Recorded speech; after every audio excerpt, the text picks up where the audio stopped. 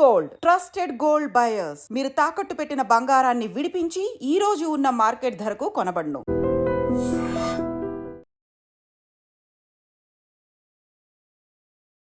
నమస్కారం, welcome to I dream. ధర్మ మార్గం విత్ విజిత కార్యక్రమానికి స్వాగతం.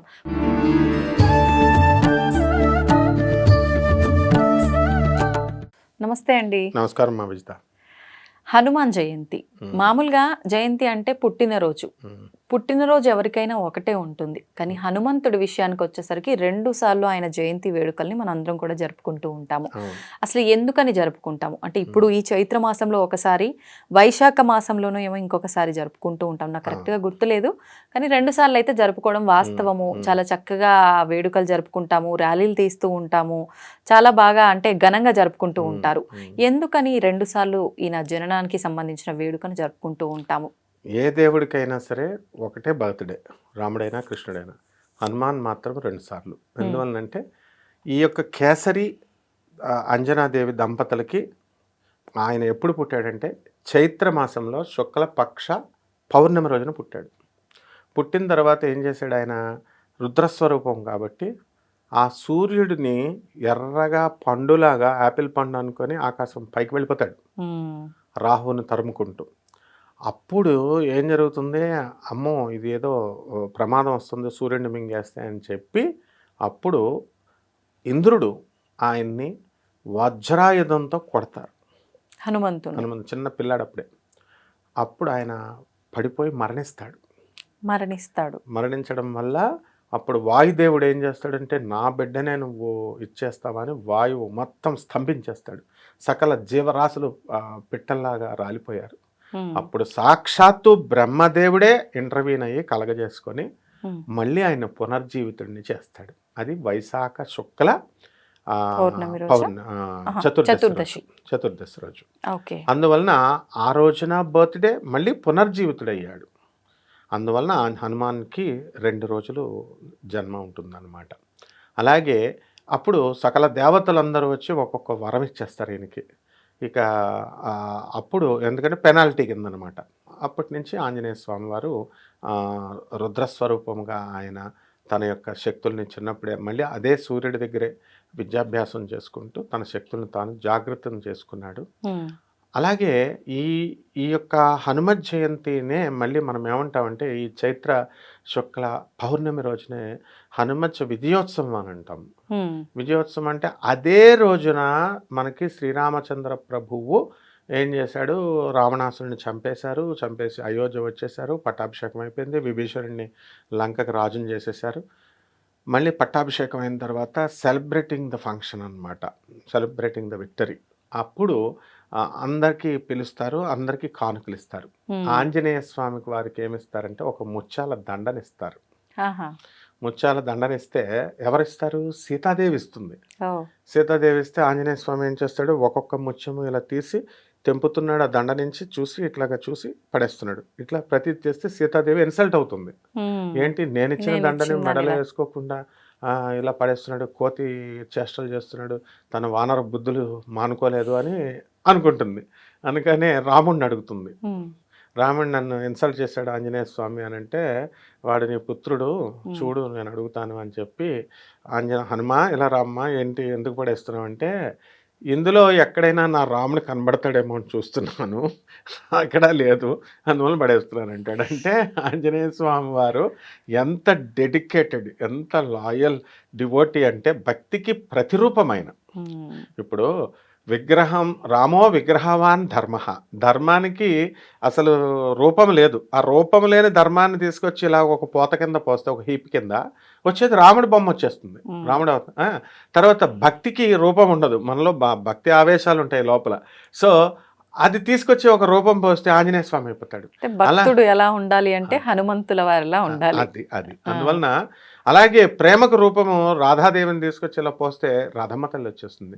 భక్తుడు ఈ విధంగా ఏ క్షణములో కూడా ఆంజనేయ స్వామి వారు శ్రీరామచంద్ర ప్రభు యొక్క విక్టరీనే ఆస్వాదించాడు. ఆయన లాస్ట్కి అవతార ప్రయోజనం అయిపోయిన తర్వాత, రావణాసురుడిని చంపిన తర్వాత యమధర్మరాజు మెసేజ్ పంపడానికి వస్తాడు ఒక మనిషి రూపంలో. బ్రహ్మదేవుడు పంపిస్తాడు, యముడు వచ్చాడు. వచ్చిన తర్వాత ద్వారపాలకుడిగా ఆంజనేయ స్వామి ఉన్నాడు. ఉన్నప్పుడు ఈయన ఏం చేస్తాడు, రాముల వారికి దూర్వాసుడు ఏం చెప్తాడంటే, స్వామి నీతో రాజకార్యం మాట్లాడాలా అంటే బయట వాళ్ళు ఎవరు ఉండకూడదంటే, హనుమాన్ నావాడే చెప్పు అంటాడు. నో, ఇది బ్రహ్మ రహస్యం, ఆయన కూడా ఉండకూడదు అంటారు. చూసా, ఆయన కూడా ఉండకూడదు ఆంజనేయ స్వామి, ఎవరి వ్యక్తిగత జీవితం వాళ్ళదే. సో బ్రహ్మదేవుడు ఆయన నేను బయటకు వెళ్ళిపోతానని చెప్తే, అప్పుడు యమధర్మరాజు ఏమంటాడంటే, ఒకవేళ పొరపాటున కనుక మేమిద్దరం డిస్కస్ చేసేటప్పుడు ఎవరు వచ్చినా సరే శిరచ్ఛేదమే ఇవ్వాలి రామా అంటాడు. ఒప్పుకుంటాడు రాముడు. అక్కడ బయటకు వెళ్ళి పాపం డోర్ దగ్గర ఆంజనేయ స్వామి వారు కాపలా కాస్తున్నారు. కాపలా కాస్తుంటే ఈ లోపల దూర్వాస మహాముని వస్తాడు. అర్జెంటుగా రామదర్శనం కావాలి అంటాడు. అక్కడేదో వాళ్ళ ఆంతర్గికంగా ఇంటర్నల్ మీటింగ్ జరుగుతుంది, నువ్వు వెళ్ళకూడదంటే, నువ్వు కనుక నన్ను వెళ్ళనివ్వకపోతే హనుమ ఈ అయోధ్యుడిని రాముడిని కూడా శపించబడేస్తానంటాడు ఆయన. అమ్మో, నా రాముడిని శపిస్తావా, నా అయోధ్యని శపిస్తావా అని ఆయన తన యజమాని కోసం ఆయన త్యాగం చేసి, నాకు ఏమైనా పర్వాలేదని చెప్పేసి లోపలికి వచ్చేస్తాడు తీసుకొచ్చి. చెప్తే దూర్వాసుడు ఏం చెప్తాడు, ఈయన అతిక్రమించాడు కాబట్టి ఈయనకి శిరచ్ఛేదం చేసే అంటాడు. శిరచ్ఛేదం చేసి అంటే చిరంజీవి అయినటువంటి హనుమకి శిరచ్ఛేదం అని పాపం రాముల వారు బాధపడతాడు. అంటే ఎందుకు చేసావు హనుమ అని అడిగితే అప్పుడు అంటాడు, స్వామి అక్కడేమో దూర్వాస మహాముని వచ్చి రాముణ్ణి రామరాజ్యాన్ని అంతం చేస్తానన్నాడు, శపిస్తానన్నాడు, ఆ శాప విముక్తిని చేయడం కోసం నేను వచ్చాను అని అంటాడు. అందువలన ఎంతసేపు కూడా శ్రీరామచంద్ర ప్రభువు యొక్క క్షేమం కోసమే ఈ ఆంజనేయ స్వామి పరితపించాడు. అందువలన ఈ విజయోత్సవం రోజున లేదా ఈ యొక్క హనుమత్ జయంతి రోజున మనం ఎలా జరుపుకోవాలంటే, ఉదయమే తెల్లవారుజామున నిద్ర లేవడము, అందరూ కాలకృత్యాలన్నీ నెరవేర్చుకున్న తర్వాత శుభ్రవస్త్రాలు ధరించి, మరి ఒక కలశం పైన ఒక గుడ్డ వేసి, ఒక టేబుల్ వేసి, ఆ పీట వేసి, దానిపైన గుడ్డ పెట్టి, ఒక ముగ్గు వేసి, ఒక కలశాన్ని తీసుకొని అందులో ఆంజనేయ స్వామి వారిని ఆవాహనం చేయాలి.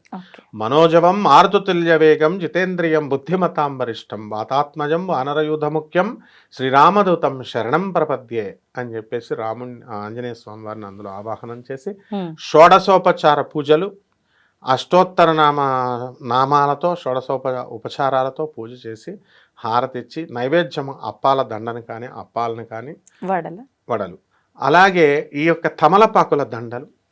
ఆంజనేయ స్వామి వారు చిరంజీవిగా ఉన్నారని తెలుసు. అయితే ఎక్కడున్నారు అంటే హిమాలయ పర్వతాల్లో కదలి వనములో ఉంటారు. ఆయన ఆంజనేయ స్వామికి అరటిపళ్ళు అంటే చాలా ఇష్టం. అందువలన అరటిపళ్ళను నివేదనగా పెట్టి స్వామివారికి తమలపాకుల దండ వేసి శ్రీరామ నామ జపం చేసి, ఆ ఆకులపైన శ్రీరామ అని రాసి, వీళ్ళు కనుక రామనామ జపం చేసుకుంటే వీళ్ళందరి యొక్క కష్టాలన్నీ కూడా పోగొడతానని ఆయన చెప్పాడు. ఏమని చెప్పాడు, బుద్ధిర్బలం యశోధైర్యం అజాఢ్యం వాక్పటుత్వం చ హనుమత్ స్మరణాత్ భవేత్. ఆంజనేయ స్వామి వారిని స్మరించినంత మాత్రానే మనకి ఏమవుతుంది, బుద్ధి బలం వచ్చేస్తుంది, తర్వాత జాడ్యం పోతుంది, నెగ్లిజెన్స్ ఆ బద్ధకం పోయి అజాడ్యం మంచిగా, బుద్ధిర్బలం యశస్సు, మన కీర్తి ప్రతిష్టలు మనకు వస్తాయి, ధైర్యం వస్తుంది.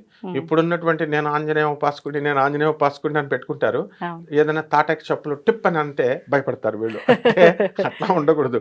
మనము ఆంజనేయ స్వామి వారిని మనం ఉపాసన చేస్తున్నామంటే స్వామివారికి ఉన్నంత ధైర్యం మనకు వచ్చేస్తుంది. అలాగే ఆ స్వామివారికి ఉన్న బుద్ధి బలము ఇవన్నీ కూడా వచ్చేస్తాయి. వచ్చేసి ఏమవుతుంది, ఆటోమేటిక్గా మొత్తము ఆ యొక్క హనుమత్ రూపము సారూప్యం వచ్చేస్తుంది. ఇప్పుడు నేను చిన్న ఎగ్జాంపుల్ చెప్తాను. ఇప్పుడు అదర్ దాన్ విజిత ఎవరైనా ఇంటర్వ్యూ చేశారనుకోండి, the interview will be in some other mode.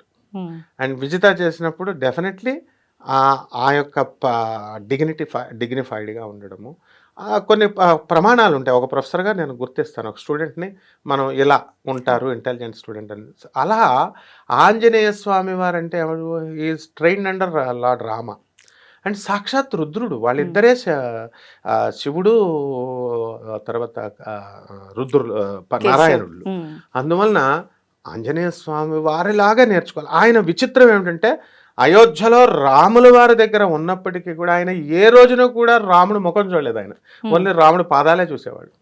దీనికి కూడా చిన్న ఎగ్జాంపుల్, ఒక్కసారి అర్జునుడికి అనుమానం వస్తుంది, ఏంటి ఆంజనేయ స్వామి ఎంత ఇదా అంటే, రా అని చెప్పి ఒక భోజనం జరుగుతుందని చెప్పేసి కృష్ణార్జునులు ఇద్దరు పక్కన కూర్చొని ఉండగా ఆంజనేయ స్వామి వారిని పిలిపిస్తే ఆంజనేయ స్వామి వారు వస్తారు.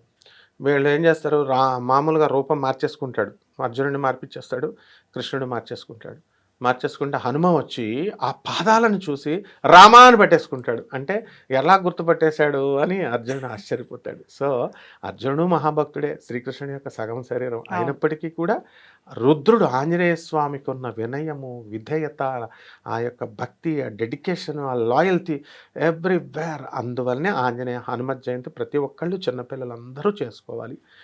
ఎవరైతే పిల్లలు చదువు రావడం లేదని బాధపడేటటువంటి వాళ్ళంతా కూడా అక్కడికి ఇక్కడికి వెళ్ళి నాలుక తీసి బీజాలు రాసుకోవడం ఇలాంటివి కాకుండా ఈ యొక్క సుందరాకాండ పారాయణ, హనుమత్ చాలీసా ఇలాంటివన్నీ కూడా చేస్తే బ్రహ్మాండమైన సామే బసత జిహ్వాగ్రే బ్రహ్మరూప సరస్వతి తిష్టంతు జిహ్వ మీద వచ్చి కూర్చుంటుంది.